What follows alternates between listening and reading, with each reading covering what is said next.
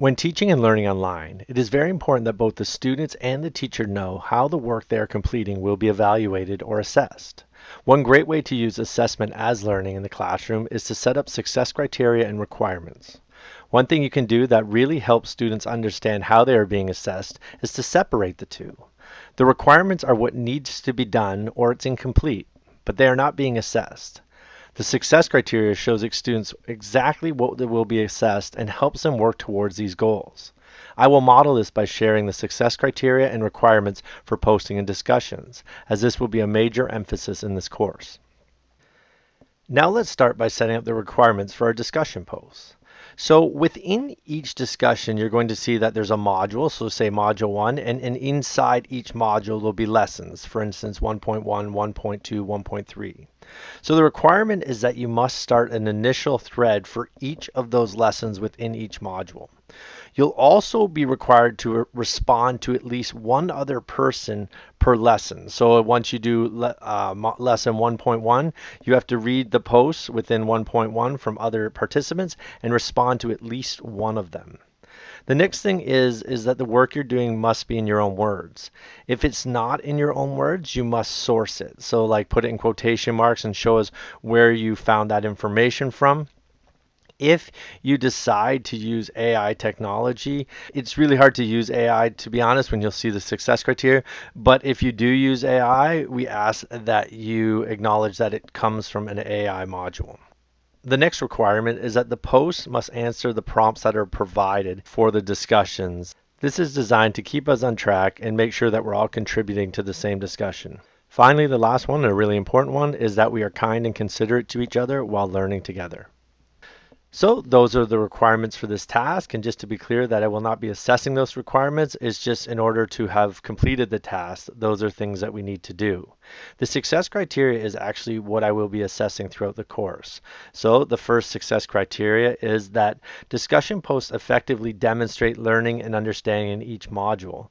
This is really important that if we're in module 1, lesson 1.1, that we show an understanding that we've read that material, that we've thought about it, that we've reflected on it, and we bring that into the post.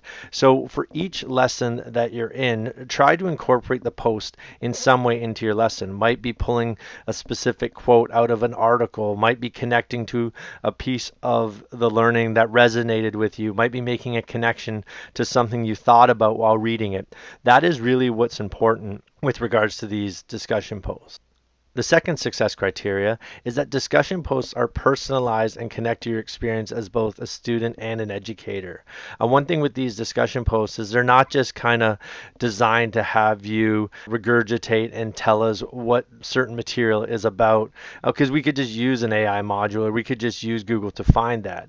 The reason behind the discussion post is like a conversation. We want it to be personalized. We want you to share your experiences as when you were back in the day as a student all the way up to your experiences in the classroom as an educator. That's how we're going to bring these discussions to a deeper level and make the learning a lot more meaningful. And the other thing is I find that when people do this, it makes the discussion post a lot more enjoyable to read. The third success criteria is that responses and discussion move the conversation forward and deepen learning. And to do that, there's different ways. Often you'll do your initial post, say in lesson 1.1, you're going to do your initial post, and then remember that you have to respond to posts. In those responses, really think about maybe asking great questions within those responses to other people's posts. Think about sharing insights that you might have. I know within these courses, sometimes we have an expertise in a certain area. Feel free to share that. That's how the learning is going to happen. The key to online learning is that we're all learning from each other. We're not just learning out of the module or learning from the instructor. Is that the power is that we can all learn together in these discussion posts. So share insights and also share experiences. And finally, one more thing to add to that is to really be successful in discussions. It's a lot about going back to posts and responses that were directed at you and answering those questions and continuing that conversation. I know in the requirements are the minimum requirement is to respond to at least one lesson thread. But what I find really is the best is when students go back and if a question's posed to them, they kind of cut back and read it and answer those questions for them or continue that dialogue. I really think that's where the deepest learning and sharing occurs. So those are the success criteria and requirements for posting and D2L discussions in this course.